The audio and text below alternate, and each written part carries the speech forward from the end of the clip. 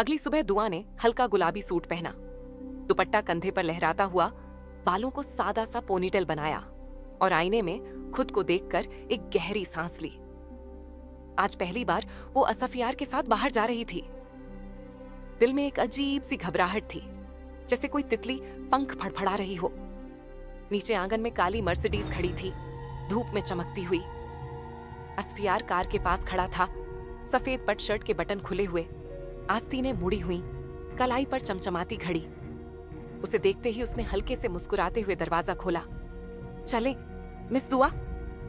दुआ ने हौले से सिर हिलाया और पीछे की सीट पर बैठने को हुई तो असफियार ने हंसते हुए कहा, अरे आगे बैठो ना, मैं ड्राइवर नहीं हूं तुम्हारा। उसकी आवाज में हल्की सी शरारत थी। दुआ ने होंठ सिकोड़े, फिर भी आगे बैठ गई। कार स्टार्ट हुई तो हल्की सी ठंडक और मर्दाना परफ्यूम की खुशबू पूरे केबिन में फैल गई। वो खुशबू दुआ को बेचैन करने लगी। रास्ते में असफियार बातें करता रहा, यूनिवर्सिटी के प्रोफेसर्स, कोर्सेज, कैंटीन की चाय, सब कुछ। दुआ बीच बीच में हल्के से हाँ हूं करती, पर उसकी नजरें बार बार उसके हाथों पर जाती जो स्टीयरिंग पर थे। उंगलियां लंबी, नाखून साफ सुथरे, हल्की सी नसें उभरी हुई। उसे नहीं पता था कि वो इतनी बारीकी से किसी को देख भी सकती है। यूनिवर्सिटी पहुंचते ही असफियार ने अपना जादू चलाना शुरू कर दिया। एडमिशन ऑफिस में उसका नाम सुनते ही लोग मुस्कुराने लगे। फॉर्म भरवाए, फीस जमा करवाई, हॉस्टल की बात तक पक्की कर दी। दुआ बस उसके पीछे पीछे चलती रही, जैसे कोई नन्हा सा परिंदा जो पहली बार आसमान देख रहा हो। काम खत्म होते होते दोपहर हो चुकी थी। चलो कुछ खा लेते हैं, असफियार ने कहा और बिना उसकी रजामंदी का इंतजार किए कार को शहर की तरफ मोड़ दिया। एक पुराने से रेस्तरां में ले गया, जहां लकड़ी की कुर्सियां थीं और दीवारों पर पुरानी पेंटिंग्स। उसने दुआ के लिए बिरयानी ऑर्डर की और खुद के लिए कढ़ाई। खाना आया तो उसने अपनी प्लेट से गोश्त का टुकड़ा उठाया और दुआ की प्लेट में डाल दिया। खाओ, बहुत अच्छा बना है। दुआ ने शर्माते हुए सिर झुकाया, पर टुकड़ा उठाकर मुंह में डाला। स्वाद ऐसा था कि आंखें बंद हो गईं। असफियार चुपके से उसे देखता रहा, होठों पर हल्की सी मुस्कान लिए। वापसी में कार में खामोश थी। सूरज ढलने को था, नारंगी रोशनी कार के शीशों पर पड़ रही थी। अचानक असफियार ने रेडियो ऑन किया। पुराना गाना बजा, ये शाम मस्तानी, मदहोश किए जाए। दुआ का दिल जोर से धड़का। उसने साइड से उसकी तरफ देखा। असफियार की आंखें सड़क पर थीं, पर होंठ गुनगुना रहे थे। उसने धीरे से पूछा, तुम्हें पुराने गाने पसंद है? हाँ, खासकर जब कोई खास साथ हो, उसने बिना पलक झपकाए कहा। दुआ का चेहरा लाल हो गया। उसने दुपट्टा मुंह पर खींच लिया। घर पहुंचते पहुंचते रात हो चुकी थी। दरवाजे पर साइमा बेगम इंतजार कर रही थी। असफियार ने कार रोकी, दुआ का बैग उठाया और उसके हाथ में थमा दिया। उंगलियां एक पल को छू गईं। दुआ ने झटके से हाथ खींच लिया, पर उसकी उंगलियों में अभी भी उसकी गर्मी बाकी थी। रात को बिस्तर पर लेटी तो नींद नहीं आ रही थी। वो बार बार उसकी आवाज, उसकी मुस्कान, उसकी उंगलियां याद कर रही थी। पहली बार उसे लगा कि कोई उसकी तरफ इस तरह देख सकता है कि सारी दुनिया छोटी पड़ जाए। अगले कुछ दिन ऐसे ही गुजरे। सुबह असफियार उसे यूनिवर्सिटी छोड़ने आता, शाम को लेने। कभी लाइब्रेरी में साथ बैठते, कभी कैंटीन में चाय पीते। दुआ की किताबों के बीच उसकी हंसी गूंजने लगी। वो अब दुपट्टा ठीक करना भूल जाती, बाल खुले छोड़ देती। असफियार उसकी हर हरकत को पी जाता, जैसे कोई प्यासा सालों बाद पानी देख रहा हो। एक शाम बारिश हो रही थी। यूनिवर्सिटी की छतरी टूट चुकी थी। असफियार दौड़ा हुआ आया, अपना कोट उतारा और दुआ के सिर पर डाल दिया। दोनों भीगते हुए कार तक पहुंचे। कार में बैठते ही दुआ की सांसें तेज थीं। पानी उसके गालों पर लटक रहा था। असफियार ने धीरे से हाथ बढ़ाया, उंगली से पानी पोंछा। उसकी उंगली होंठों तक पहुंच गई। दुआ ने आंखें बंद कर ली। दुआ, उसकी आवाज भारी थी। मैं बहुत कोशिश की, पर अब नहीं हो रहा। दुआ ने कुछ नहीं कहा, बस उसका हाथ पकड़ लिया। बाहर बारिश तेज हो गई। कार के अंदर सिर्फ उनकी सांसें थीं और दिल की धड़कनें। घर लौटे तो साइमा बेगम ने देखा, दुआ का दुपट्टा गीला, बाल बिखरे हुए, गाल लाल, और असफियार की आंखों में वो चमक जो सालों से बुझी पड़ी थी। उस रात दुआ कमरे में अकेली थी। दरवाजा खुला था, जैसे जानबूझकर। असफियार चुपके से अंदर आया। दुआ बेड पर बैठी थी, घुटने मुड़े हुए, चेहरा उनमें छुपाया हुआ। उसने पीछे से हाथ बढ़ाया, कंधे पर रखा। दुआ ने सिहरकर सिर उठाया। डर रही हो? हाँ और नहीं भी। असफियार बेड के किनारे बैठ गया। दुआ का हाथ अपने हाथ में लिया। मैं वादा करता हूं दुआ, तुम्हें कभी अकेला नहीं छोड़ूंगा, न इस घर में न इस दुनिया में। दुआ की आंखों में आंसू थे, पर होंठों पर मुस्कान। उसने सिर उसके कंधे पर टिका दिया। बाहर बारिश थम चुकी थी, चांद निकल आया था। कमरे में सिर्फ 2 सांसें थीं जो एक हो रही थीं। और उस रात के बाद इस घर में एक नई कहानी शुरू हुई, जिसके हीरो और हीरोइन सालों पहले एक दूसरे से बिछड़े थे, पर किस्मत ने फिर मिला दिया। अब न कोई पुराना दर्द था, न कोई शिकवा, बस एक दूसरे के नाम की धड़कनें थीं जो रात दिन गूंजती रहती थीं। कुछ हफ्ते ऐसे ही गुजर गए, जैसे कोई ख्वाब धीरे धीरे हकीकत बनता जाता है। सुबह असफियार की आवाज से शुरू होती, दुआ उठो, आज प्रेजेंटेशन है तुम्हारा। और रातें उसकी आहट से खत्म होती। वो आता, दरवाजा हल्के से खटखटाता, अंदर झांकता और फुसफुसाता। सो गई? दुआ बिना कुछ बोले चादर हटाकर जगह बनाती। वो लेट जाता, सिर्फ हाथ पकड़कर। कभी कुछ ज्यादा नहीं, जैसे दोनों को डर था कि ज्यादा छू लेंगे तो ये ख्वाब टूट जाएगा, पर ख्वाब कहाँ टिकते हैं। एक शाम दुआ घर लेट पहुंची। यूनिवर्सिटी में ग्रुप प्रोजेक्ट था। लड़कों के साथ देर तक लाइब्रेरी में रुकी थी। जब दरवाजे पर उतरी तो असफियार बाहर खड़ा था, चेहरा सख्त, आंखें लाल। कहाँ थी? लाइब्रेरी में प्रोजेक्ट, लड़कों के साथ। दुआ ने पहली बार उसे इस तरह देखा। उसकी आवाज में जलन थी, गुस्सा था और कुछ जो वो छुपाना चाहता था, डर। वो चुप रही। असफियार ने उसका हाथ पकड़ा और जोर से खींचकर अंदर ले गया। सीढ़ियों पर कोई नहीं था। उसने दुआ को दीवार से सटा दिया। मैंने कहा था ना, कहीं जाना हो तो मुझसे कहना। असफियार, छोड़ो, दर्द हो रहा है। उसने हाथ ढीला किया, पर छोड़ा नहीं। सांसें तेज थीं। उसने अपना माथा दुआ के माथे से टिका दिया। माफ करना, बस मुझे बर्दाश्त नहीं होता कि कोई तुम्हें मेरे सिवा इस तरह देखे। दुआ ने उसकी आंखों में देखा। पहली बार उसे लगा कि ये शख्स जो बाहर दुनिया को अपने कब्जे में रखता है, अंदर से कितना कमजोर है। उसने धीरे से उसका गाल छुआ। मैं किसी और की नहीं हूं, तुम जानते हो। उस रात पहली बार असफियार ने उसे किस किया, दीवार से सटाए, हाथ उसकी कमर पर कसे हुए। दुआ की सांस रुक गई। उसने उसकी शर्ट की कॉलर पकड़ ली, जैसे डूबते को तिनके का सहारा मिलता है। जब अलग हुए तो दोनों की आंखें बंद थीं। फिर एक दिन वो दिन आया जिसका डर दोनों को था। दादाजी ने सबको ड्राइंग रूम में बुलाया। साइमा बेगम घबराई हुई थीं।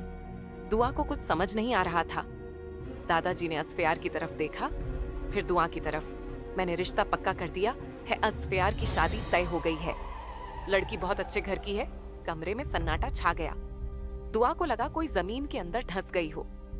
उसका चेहरा सफेद पड़ गया। असफियार खड़ा हो गया। दादाजी, मैंने मना किया था, तूने मना किया था और मैंने मान लिया। ये घर मेरी मर्जी से चलेगा, तो फिर मैं इस घर में नहीं रहूंगा। साइमा बेगम रोने लगी। दुआ चुप थी। उसकी आंखों से एक भी आंसू नहीं निकला। वो बस उठी और अपने कमरे में चली गई। दरवाजा बंद कर लिया। रात के 2 बजे असफियार आया। दरवाजा खटखटाया। दुआ ने नहीं खोला। दुआ, दरवाजा खोलो। अंदर से कोई जवाब नहीं। मैं जा रहा हूं, इस घर से, इस शहर से, तुम मेरे साथ चलो। दुआ ने दरवाजा खोला।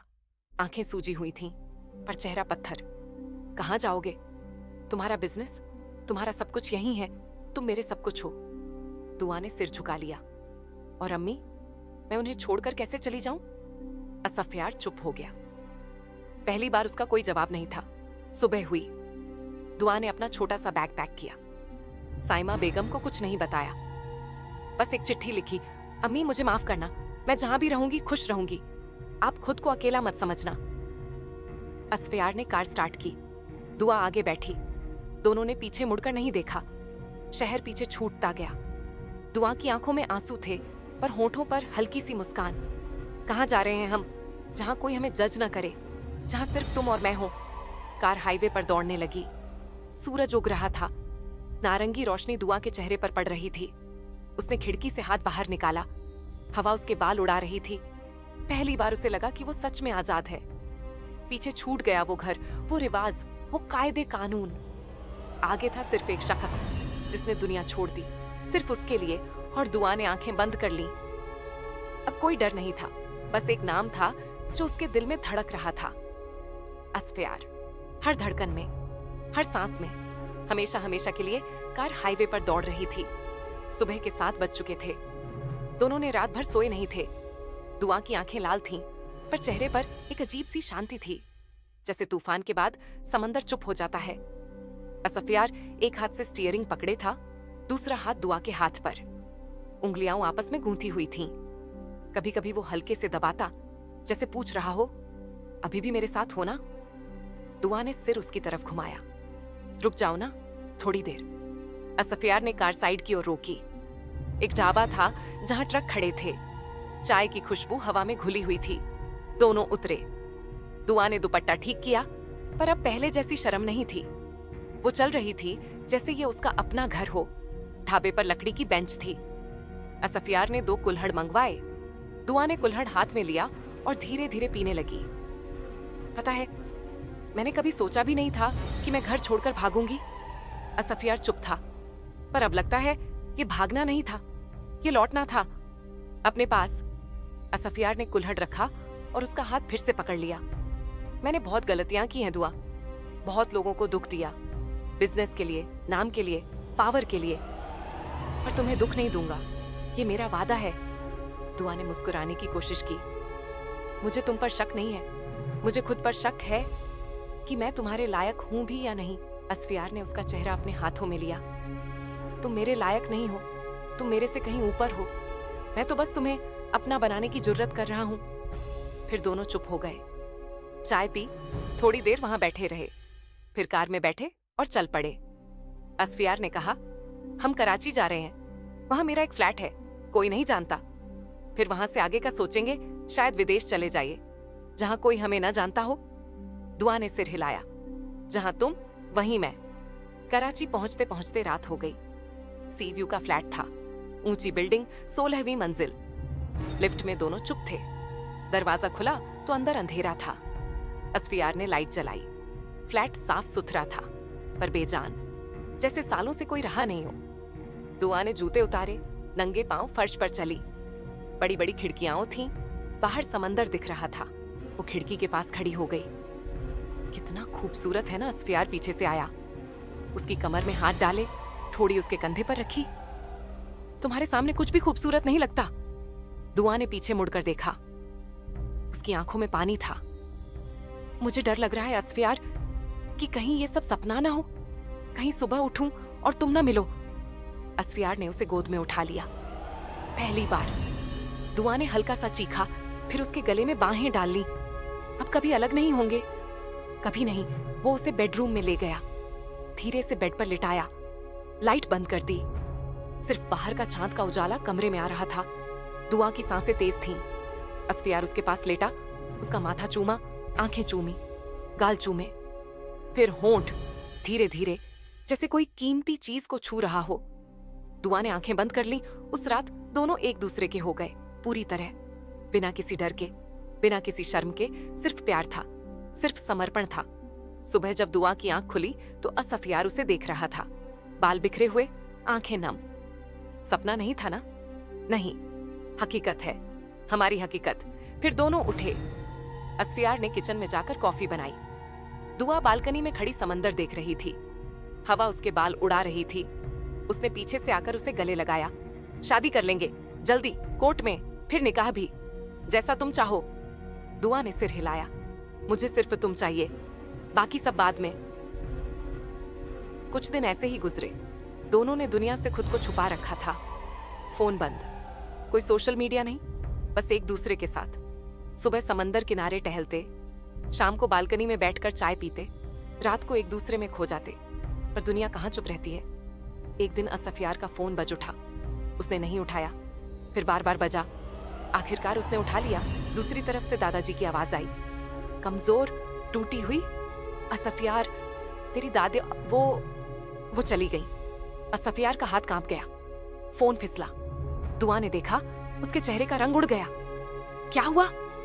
दादी वो नहीं रही। दुआ ने उसे सीने से लगा लिया। असफियार रो पड़ा।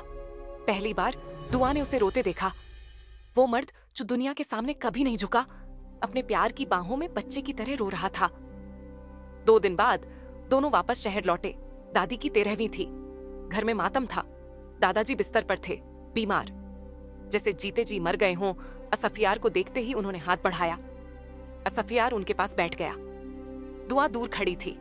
दादाजी ने धीरे से कहा, माफ कर दे बेटा, मैंने गलती की, तेरी खुशी के खिलाफ गया। अब जो करना है कर, बस लौटा, ये घर तेरा है। असफियार चुप रहा, फिर बोला, मैं लौट रहा हूं दादाजी, पर अपनी शर्त पर। दुआ मेरे साथ होगी, मेरी बीवी बनकर। दादाजी ने दुआ की तरफ देखा, फिर मुस्कुराए।